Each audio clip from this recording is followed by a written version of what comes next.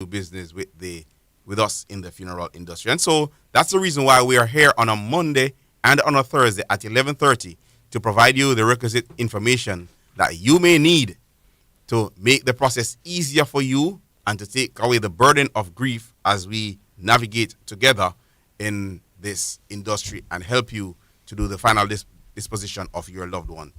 And as we said on Monday, today we will be talking about cremation, because we realize that cremation is a mode of disposition that many persons have started to really take onto.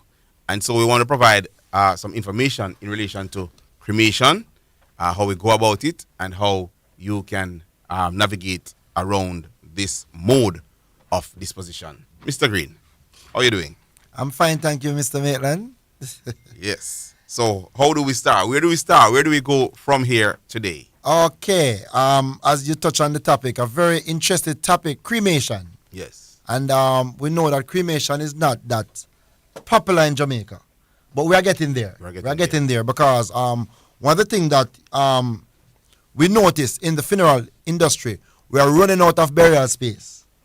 Yeah. So sooner or later, we have to look more into cremation. Right. Right? So one of the big questions, Mr. Maitland, what is cremation? One might ask because, when the word cremation come about, the first that you'll hear, I don't want to be burned. I want to be burned. Right. Right? So, we just want to shed some light on, what is cremation, and we look into the different factors. All right. So cremation is basically the disposition or the getting rid of the human remains by means of burning to ashes. Right. So is a mode that we use. We apply fire and heat to reduce the human remains to a state that it can be containerized, because, as you know, the cremains, as we call it, or the cremated remains, is placed in a container that we refer to as an urn for the family members to inter later on. And so, in a nutshell, cremation is basically the breaking down of the human remains through the use of heat and fire. Yes, Mr. Maitland. Okay, so all right. One thing I do want to look at, Mr. Maitland, because as our listeners, they are preparing for answers and direction or directives in regards to cremation. So we want to look at what are the qualifying factors of cremation. Okay? Go ahead. Yeah, man, what are the qualifying factors of cremation? Because it does not just happen like that. All right. So, as I usually say to persons, individuals, so most times when individuals choose cremation as the mode of disposition, is based on the fact that they believe it is the cheaper route to go. It is cheaper than burial. There are those individuals who naturally prefer that mode of disposition because different reasons. Maybe they don't want it to be a financial burden on their relatives, so on and so forth. But what I find is that 80% of the individuals who ask for cremation is because it is felt that it is a cheaper way of doing the final disposition of a relative. So if they don't have much disposable cash, then they choose cremation. Now, the thing about cremation is that it is a little bit more tedious than, say, burial. Burial is straightforward. The person dies, you work with the hospital or the registrar general department, you get a burial order, then you choose your cemetery or a family plot to do the burial. You work at the funeral home, you get a casket. That is that. The person is buried, the pink paper is signed, and that's it, you have a grave. But with cremation, there is a little bit more legal complications to this. In the first step, we have more forms to deal with than with burial. So, for example, with cremation, the next of kin has to give written permission. So that has to be on file, that the next of kin gives written permission for the human remains to be cremated. And this is done by means of what we call a Form A. Now, there are different forms, and as I go through, I'm going to tell you what each form is used for. And when you go to your funeral home or your funeral service provider, they will walk you through the process and guide you as to what the forms are used for. So Form A is the form that the next of kin must complete. What this basically says is that you are legally able to give permission for this individual to be cremated, and that all other family members are in agreement with this process, because as we know, for religious reasons, sometimes Right. not everyone is really in agreement to having their relative being cremated. Also, because of beliefs, social beliefs, persons will say that they are not in agreement. And so the Form A is that form that clears up, helps to clear up all of these anomalies. Yeah, Mr. Maitland, before let me just break a little there. Before you go into that, I also want you to remind our listeners or to inform them that one of the factors in cremation, they has to have the burial order at hand. Everything to do with death. Right. Any form of disposition, whether it's cremation or And burial. they have to arrive at a cause of death. Right. Right. Okay. There must be a burial order in place. And as a matter of fact, as I go through the steps, you'll realize that at every juncture, the burial order has to come in play. So after the family member has completed the Form A, then there is another form that must be done. If the person was being attended to by a doctor, maybe in the hospital or by a doctor of a private facility, there is a Form C that must be completed. Now, you realize I moved from Form A to Form C. Right. I'm going to come back to Form B because there is a Form B, but based on how the process goes, there are some things that you must get to before you get to a Form B. No, the Form C is that form that the medical attendant or the attending doctor will complete, whether the doctor who was seeing the person on the hospital ward or at a private facility. The doctor must complete that form because he or she must state that the patient has been in their care for whatever period of time, and that they can attest that this was the illness and the medical cause of death is such or such. So that form must be signed. In the event, Mr. Green, listeners, that the person maybe died suddenly, there is no doctor who can attest to a cause of death. Then a pathologist must come in play, must be engaged. Now, when a pathologist is engaged, or the services of a pathologist, there is a excuse me, there is a Form E that the pathologist will have to complete. Now, the Form E will be used to replace the Form C, because if the person has a medical doctor or was attended to by a medical doctor, they won't need the Form E. But in situations where there's no medical doctor to say this is the cause of death, then a pathology report must be done, and the pathologist will fill out and sign the Form E. Now, after you have had the Form A and C, or Form A and E completed, then there's a Form D that must be signed. And the Form D is when there is a medical practitioner from the government health service. So the Ministry of Health Service for a particular parish. There are doctors assigned particular roles, and so there will be somebody assigned to medically examine deceased who are up for cremation. And so through the funeral home, you'd make contact with this person, and they would come to the morgue, and they would do the inspection of the human remains, because the steps that are to be taken at all points are to ensure that there is no foul play, there is no collusion, nothing is being hidden. And so if you realize that at all times there are different individuals that you have to interact with, because the process has to be one that is seamless and also must be free of any form of collusion per se. Now, each individual that you must engage, Mr. Green, listeners, you must have the pink paper, Right. the burial order. They want to see that. Yes, sir. They want to see that. And they want to see the original. The original. So unless that is there, nobody will even begin to will even take the steps to look at the form, much more the human remains. Now, after you have engaged the inspecting officer for that parish or that location, then now there's a Form B that we had overlooked earlier. Now, that Form B is the form that the police must complete, and not just any police. Is the inspector, the police inspector, that is in charge for the particular location from which the person either reside or where the morgue is. So say for example, if the person is from St. Mary, it is the inspector for the parish of St. Mary for that region who has to sign off on that form.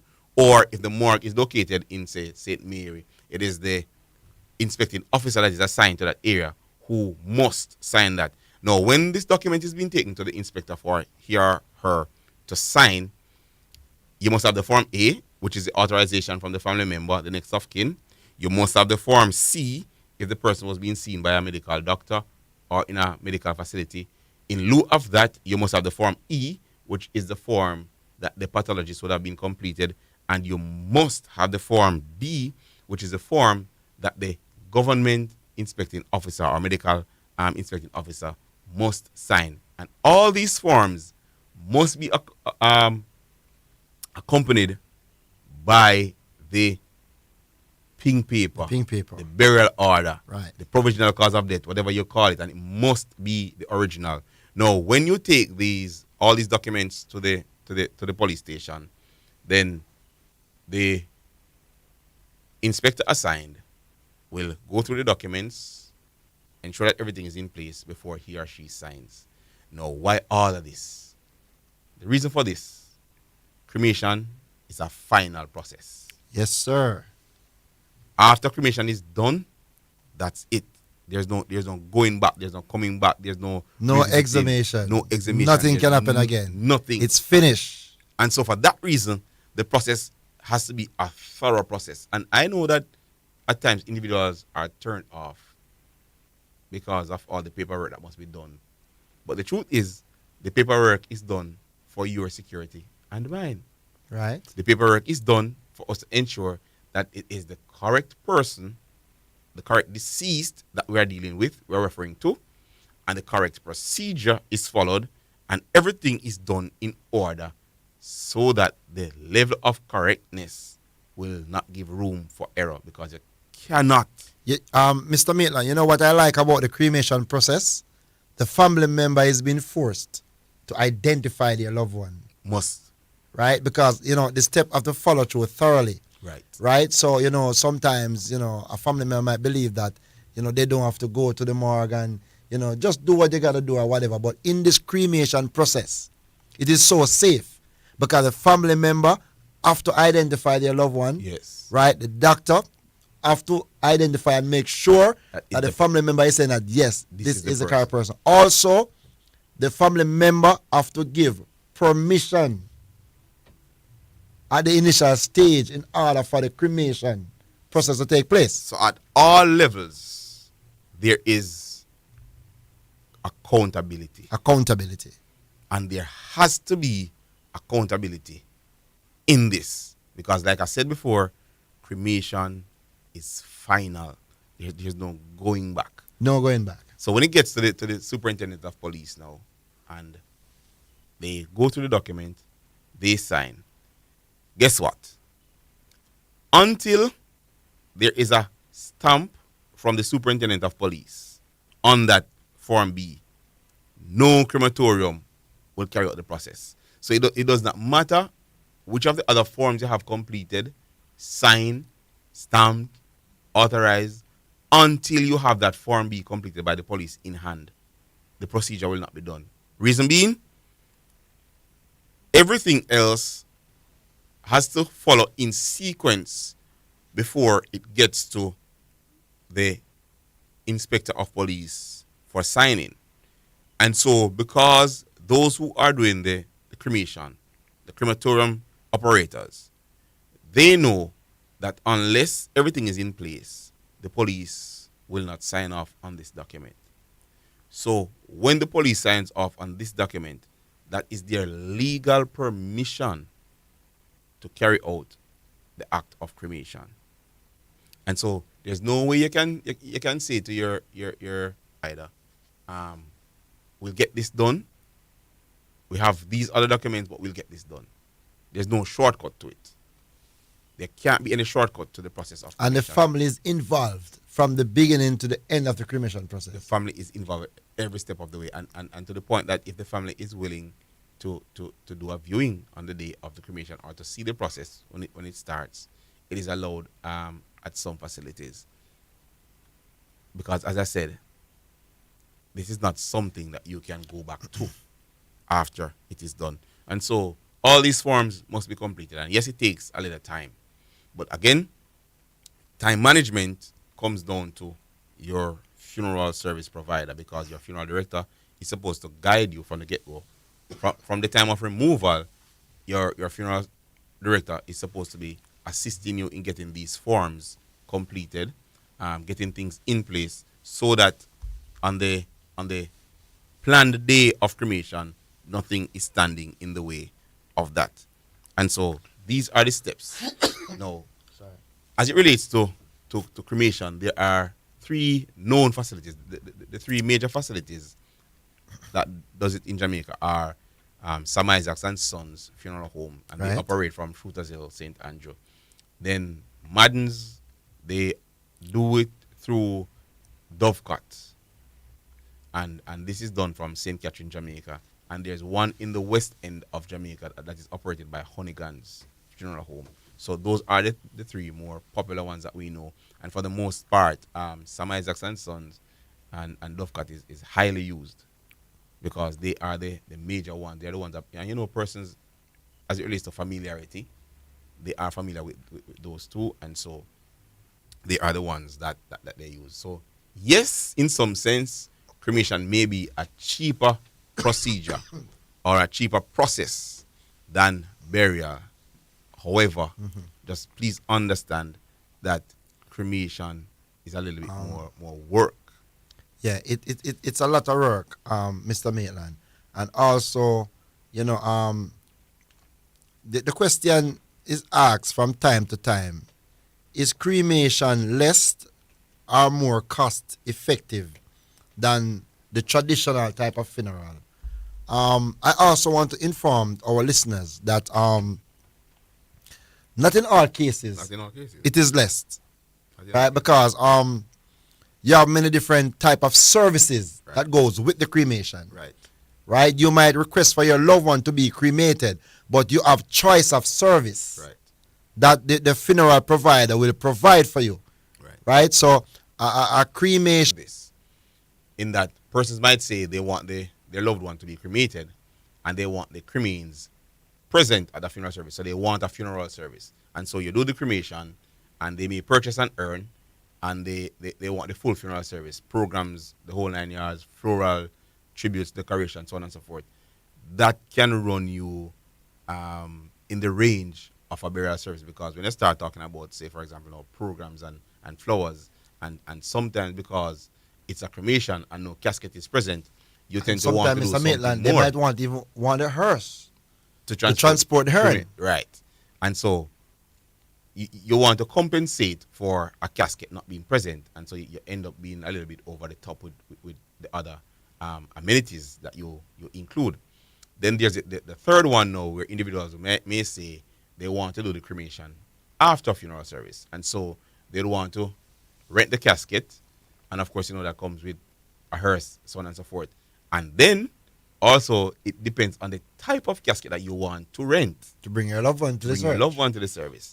And also you have a rented casket, and then because there is no interment, there's no grave, it puts you in a place that you may want to accessorize the service. So floral tributes, decorations, photo, so on and so forth, other things that will add to the cost then of providing that service. And then when you get to the point now of returning the deceased to the morgue and then cremation after, remember, after cremation, the cremains must be placed in a container, in an urn. And it all depends on the type of urn that you want and the price range that urn would be in. And so, yes, cremation can be cheaper, but also the reverse is true. Cremation can be more expensive, but at the end of the day, it's up to you, your choice, and what you want. But you know what I do, Mr. Maitland? When a family come to me with on the topic of cremation, one thing I always ask them, why do you want to cremate? Right. If it is just a case Right? If where it's the case you where think it's cheaper, you think it's cheaper, or or is a case where it is by choice. right, The person requested that he or she, after that, they want to be cremated. Then I will introduce to that family the different type of services right, that we provide, because most people is of the opinion that is that, cheaper. that cremation is cheaper. Right, But as Mr. Maitland explained to you, that you have what we call a direct cremation, right? Indeed, that will cost you less than the normal funeral, right, right? Where you have to do the burial and so forth. So it's a tricky one. So viewers, bear in mind that you have choice, and Mr. Maitland, what do you think? Why? before we get to the next point, what I want to say to the listeners, it is important that you have the conversation with your funeral service provider. So when you go to have the services for your loved one, when you go to discuss, have the conversation. This is what I want, and this is the reason. Speak to the funeral director.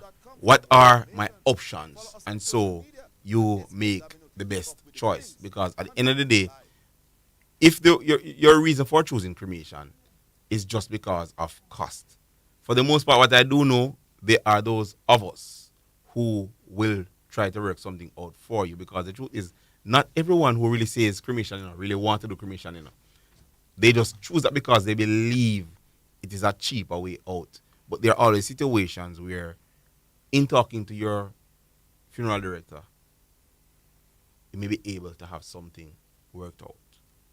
Yes, Mr. Mayor, because and I also want to inform our listeners that nothing wrong with doing a direct cremation, because after the cremation process is being completed, right, you can press a urn and still have a church service. Yes. Even without the funeral home have to be that much involved. Have a memorial service. You can have a memorial service.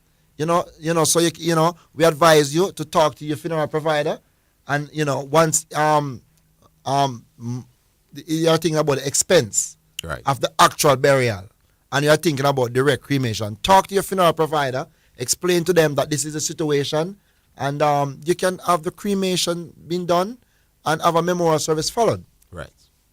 So in most situations, there are options for you to explore. Feel free. Again, if you're doing business with someone, you must be able to talk to who you're doing business with. After all, you're spending your money. So you must be able to have a conversation with who you're doing business with and say to the person, I am seeking your guidance along this line. I'm seeking your guidance to come to a decision. I'm seeking your guidance to have things done in a way that will impact us in a good way financially. And so you must have that discussion with your funeral service provider, and you must explore different options, and don't just go off the top with something because you believe that it's going to work out cheaper for you, or in your mind, based on what you see, you think it is less work, and so it should be less money. That might not necessarily be the case. Now, in the case of cremation, it's a conversation that you must have with your funeral service provider. So whether it is that you're thinking about having cremation done because of a financial constraint, or it's because of a choice of your loved one, it is important that you have the conversation. And one of the main reasons why it is important that you have the conversation with your funeral director is that cremation is final. After the process is complete, there is nothing you can do to get back your loved one.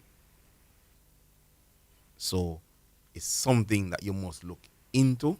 It's something that you must consider well, and it is something that you must have a discussion surrounding, so that at the end of the day, when it is done, and it is the correct decision that was made.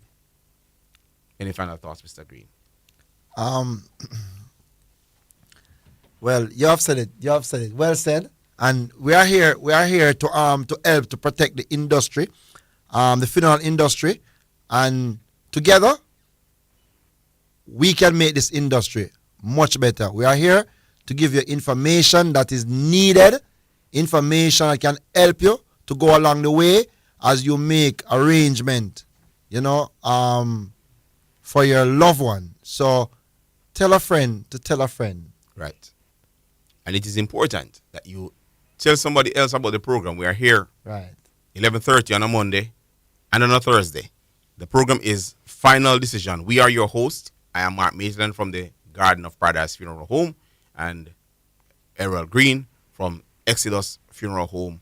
And we are sharing with you information that you will definitely need. Now, in a couple of programs, we're going to segue from the whole matter of talking about death and what you must do.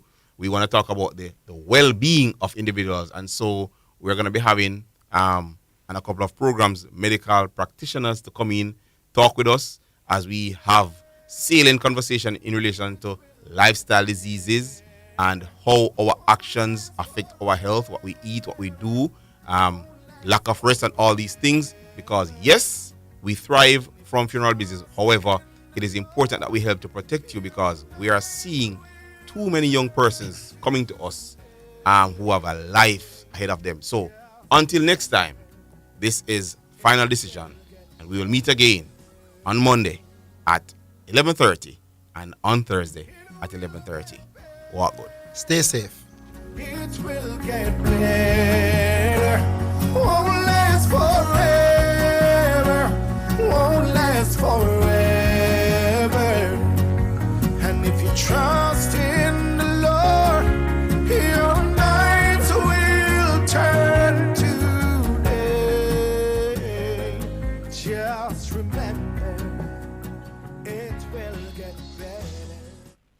This is KLAS FM, owned and operated by Omega Radio, the station of the stars where Jesus Christ is the star, the station where you get God and sports.